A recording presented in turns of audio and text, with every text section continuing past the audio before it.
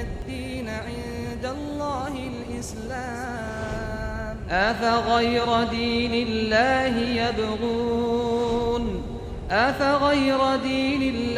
يبغون وله أسلم من في السماوات والأرض طوعا وكرها وإليه يرجعون.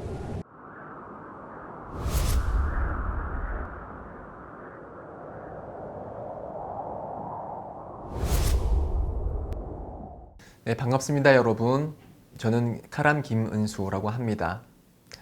이번 시간에는 우리가 죽고 나서 어떻게 되는지, 죽음 이후의 내세에 관한 이슬람의 믿음을 여러분에게 간단하게 설명드리도록 하겠습니다.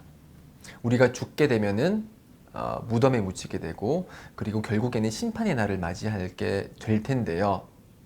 자, 우리가 죽고 나서 어떤 세상이 펼쳐지는지, 어떤 일이 전개되는지는 그 누구도 알지 못하는 비밀이지만, 하나님께서는 원하시는 분께 그 비밀의 일부를 전달해 주시기도 합니다. 그래서 하나님의 사도 무함마드께서는 하나님의 계시를 통해서 제시된 그 정보를 저희들에게 전달을 해주셨습니다.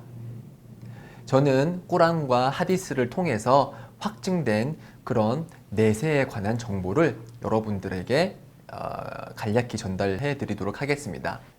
자, 처음에 우리가 죽게 되면 이제 무덤에 묻히게 되겠죠. 그렇게 무덤에 묻히게 되면은 천사가 와서 저희들의 영혼을 뽑아갑니다. 그래서 그 영혼은 하늘로 올려보내지게 되는데요. 천국에 이제 들어가게 될 사람은 그 천국의 문 앞에 기대 서서 천국의 문을 두드립니다. 똑똑똑. 그러면은 그 안에서 누구냐라고 하면은 아무개의 영혼입니다 라고 하고, 그러면은 그 천국을 지키는 천국의 문지기가 내려가라. 그대는 천국으로 들어가게 될 것이다. 기다려라 라는 말을 듣게 되고요. 지옥으로 가게 될 사람도 마찬가지로 영혼이 뽑혀져서 지옥의 문 앞에까지 영혼이 가서 이제 똑똑똑 문을 두드리게 되고, 누구냐? 아무개다. 그러면은 너도 내려가라. 지구에서 기다려라. 너는 지옥으로 들어가게 될 것이다 라고 그렇게 알려지게 될 것이고요. 그래서 무덤으로 다시, 영혼은 하늘에서 다시 무덤으로 들어가게 됩니다. 무덤은 이슬람에서 제2의 천국과 지옥과 같은 그런 장소입니다. 천국에 들어갈 사람의 무덤은 빛으로 가득 차게 되고요. 빛으로 가득 차게 되면서 심판의 날이 올 때까지 편하게 그렇게 지내게 됩니다. 반대로 지옥에 들어갈 사람의 무덤은 아주 캄캄해지고요. 너무 양쪽이 아주 좁아지게 돼서 양쪽 갈비뼈가 서로 맞닿을 정도로 아주 좁아지게 됩니다. 그래서 그 좁아지는 고통에 사람들이 비명을 지르게 되죠. 그렇지만 우리는 그 비명을 들을 수 없습니다. 무함마드 살랄라후 알레이히 와살람께서 말씀하시기를, 만약에 사람들이 그 비명 소리 때문에 도망가고 무덤으로부터 멀리 그렇게 도망갈 가능성만 아니었다면은 내가 하나님께 기도를 해서 사람들이 그 비명 소리를 듣도록 했을 것이다 라고 말씀을 하셨습니다. 그만큼 비명을 듣게 되면 우리는 견딜 수 없는 공포심에 사로잡히기 때문에 그런 비명을 저희들이 듣지를 못하는 것입니다. 자, 그렇게 무덤에서 저희들은 누워있게 됩니다. 그리고 우리가 무덤에서 누워있는 동안 심판의 날은 가까워 오겠죠. 심판의 날이 가까워 오면 올수록 여러 징조들이 나타나게 됩니다. 심판의 날에는 여러 징조들이 있습니다. 그 징조는 이제 소징조와 대징조로 나눌 수 있는데요. 소징조의 대표적인 예로는 이제 사람들이 동물이 아닌 안장을 타고 다닐 것이라는 하디스가 있습니다. 동물이 아닌 안장을 타고 다닌다. 그게 무슨 뜻이죠?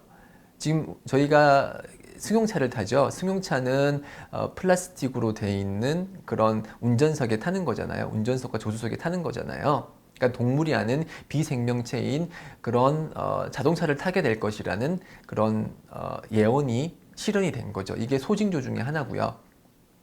그리고 또 다른 징조 중에 하나는 여성이 옷을 입었으나 옷을 입지 않은 것처럼 그렇게 될 것이다 라고 예언자 무함마드께서 말씀하셨는데요. 지금 저희들이 보는 일부 여성들의 모습이 그렇죠. 옷을 입었지만 그 몸매가 다 드러나게 되고 마치 옷을 입지 않은 것처럼 아주 신체 일부분만을 가린 그런 노출이 심한 옷을 입게 될 것이다라는 것이 소징조 중에 하나고요. 또 다른 하디스라고 하면 무함마드의 언행록인데요. 또 다른 하디스에 의하면은 맨발의 목동들이 경쟁적으로 높은 건물을 지을 것이다 라고 말씀하셨습니다. 여기서 말하는 맨발의 목동들은 이제 아랍 베두인들이고요. 유목민들이고 지금 일어나는 현상 중에 하나라고 볼 수가 있죠. 사람들이 경쟁적으로 지금 고층 건물을 짓고 있죠. 이것이 실현된 소징조들 중에 여러 징조들 중에 하나입니다. 물론 실현되지 않은 소징조들도 많이 있고요. 그리고 대징조 중에 가장 잘 알려진 징조 중에 하나는 마흐디의 출현입니다. 마흐디라고 하면 이제 인도 받은 자라는 뜻인데요. 심판의 날이 가까워지면 마흐디가 출현을 해서 공정히 지구를 통치를 하게 될 것입니다. 그리고 이 시기에 다잘이라는 존재가 출현을 할 텐데요. 이 다잘은 아랍어 표현이고요. 적 그리스도 정도로 번역이 가능할 것입니다. 이 다잘은 애꾸눈이고요. 그리고 곱슬머리에 안짱다리를 한 청년의 모습을 합니다. 이 다잘은 약 40일 동안 지구를 돌아다니면서 사람들을 시험하는데요. 이렇게 말합니다. 내가 하나님이니까 나를 믿으라 라고 하면서 사람들에게 기적을 보여주면서 자신이 하나님이라고 주장을 하게 됩니다. 많은 사람들이 이 다잘의 시험에 넘어가게 되고요. 이때 예수가 하늘에서 재림을 하게 됩니다. 이슬람의 믿음은 예수가 십자가에 못 박히지 않았고 못 박히기 전에 하나님께서 예수를 하늘 위로 올렸다라는 것이 이슬람의 믿음인데요. 그 지금 하늘에 있는 예수가 심판의 날이 다가오면 다시 지구로 재림을 하게 됩니다.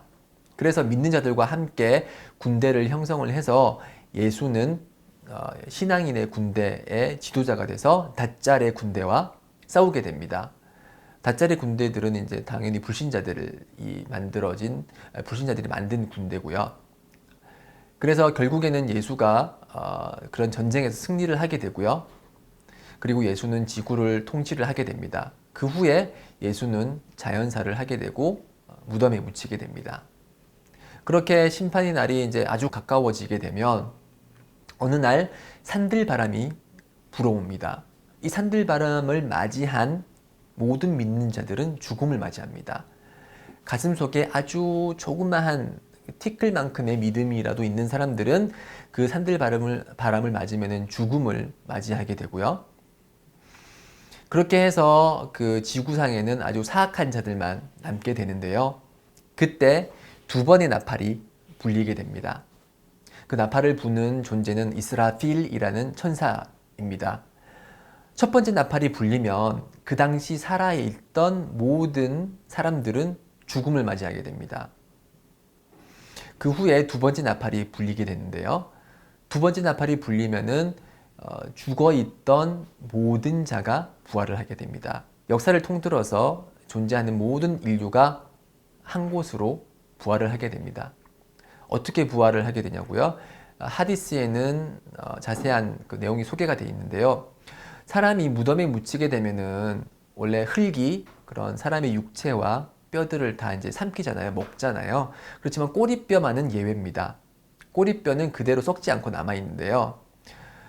그렇게 부활을 할 때 생명의 비가 내립니다. 생명의 비가 내려서 그 비가 꼬리뼈로 들어가게 되고 이제 그 비를 맞은 꼬리뼈에서부터 다시 육체가 형성이 되는 것입니다. 그래서 부활을 하게 되고요. 그렇게 부활한 사람들은 소집의 장소, 아랍어로는 이제 마샤르라고 하는데 마샤르로 모든 인류가 벌거벗은 채로 소집이 됩니다. 그렇게 소집이 되고 나서 5만 년 동안을 기다리게 됩니다. 서서 5만 년 동안을 기다리게 됩니다. 그때는 태양이 아주 가까이 다가오기 때문에 너무도 뜨거운 날이기도 합니다. 땀을 흘리게 되는데요. 사람들이 자신의 선행과 악행에 의거해서 땀을 흘리게 됩니다. 선행을 많이 한 사람들은 예를 들어서 발까지만 땀을 흘리게 되고, 선행도 많지만 악행도 많은 사람들은 예를 들어서 무릎까지 땀이 차게 되고요. 악행이 너무 많은 사람들은 귀까지 땀이 차게 돼서 자신의 땀으로 익사하기 직전까지 가게 됩니다. 그렇게 힘들게 5만 년을 기다리고 나서 사람들 앞에는 자신의 행위들이 보여지게 됩니다. 자신이 살아생전에 행했던 그런 모든 행위가 주마등처럼 펼쳐지게 되는데요. 그렇게 자신의 행위를 보고 나서 자신의 행위가 기록된 행위 기록부를 받게 됩니다. 그 후에 행위 저울이, 아랍어로 이제 미잔이라고 하는데요. 행위 저울이 우리 앞에 놓여지게 됩니다. 그래서 선행과 악행이 저울질하게 되는데요. 선행이 무거우면은 천국으로 가게 되고요. 악행이 무거우면은 지옥으로 떨어지게 됩니다. 그리고 선행에는 그 무게가 이제 선행마다 다른데요. 가장 무거운 선행은 신앙선언, 즉 하나님 이외에는 경배받을 존재가 없고 무함마드는 하나님의 마지막 사도다라는 이 신앙 증언이 우리가 할 수 있는 가장 무거운 선행이라고 그렇게 알려져 있습니다. 그래서 선행이 악행보다 더 무거운 자는 천국에 들어가서 영원한 기쁨을 누리게 되고요. 선행보다 악행이 더 많은 자들은 지옥에 들어가게 돼서 지옥에서 고통을 받게 됩니다. 무슬림들도 지옥에 가냐고요? 지옥에 갑니다. 선행이 악행보다 가벼울 때, 즉 악행이 선행보다 무거울 때는 지옥에 들어가서 자신의 벌만큼 고통을 받게 됩니다. 고통을 다 받고 나서 이제 자신의 벌이 다 사해졌을 때는 다시 이제 천국으로 들어가게 됩니다. 지옥의 고통이라는 것은 아주 혹독한 것인데요. 지옥에서 받을 수 있는 가장 낮은 벌은, 가장 약한 벌은 벌겋게 달아오른 숯불 있죠. 그 숯불을 맨발로 올라가게 되는 겁니다. 그래서 우리의 양발이 숯불 위에 올려지게 되고, 그 숯불의 뜨거움 때문에 그 뜨거움이 우리의 뇌에까지 전달이 돼서 그 뜨거움 때문에 뇌가 끓어오르게 되는 그런 벌이 지옥에서 받을 수 있는 가장 약한 벌이라고 합니다. 얼마나 지옥의 벌이 무서운 건지 실감이 나시죠? 우리가 이렇게 지옥의 고통으로부터 보호를 받고 그리고 천국에 있을 기쁨을 느끼기 위해서는 우리가 어떻게 해야 될까요? 우리는 우리 삶의 목적에 충실하면 됩니다. 우리의 삶의 목적이 무엇인지 알고 계신가요? 많은 철학자들이, 많은 그런 이성을 지닌 사람들이 삶의 목적에 대해서 토론을 하지만 이슬람에서의 삶의 목적은 명확합니다. 우리의 삶의 목적은 하나님을 경배하는 것입니다. 우리를 창조하신 하나님을 경배하는 것입니다. 그래서 그 목 충실하였다면 우리는 천국에 들어가게 될 것입니다. 그리고 이렇게 심판의 날을 준비하는 것이 우리 하루하루의 일과이기도 합니다. 우리의 삶의 목적이 하나님을 경배하는 것이고 하루하루가 심판의 날을 준비하는 날인 것이죠. 이렇게 우리가 하나님을 경배함으로써 우리의 삶의 목적에 충실할 때 우리는 현세에서의 행복과 내세에서의 행복 모두를 획득할 수 있습니다.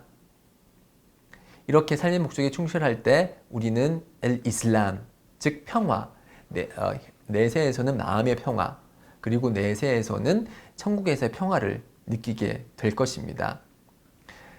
이슬람은 평화의 종교이고 그리고 하나님을 믿는 하나님의 마지막 종교임을 다시 한번 강조드리면서 여기서 이만 마치도록 하겠습니다. 감사합니다.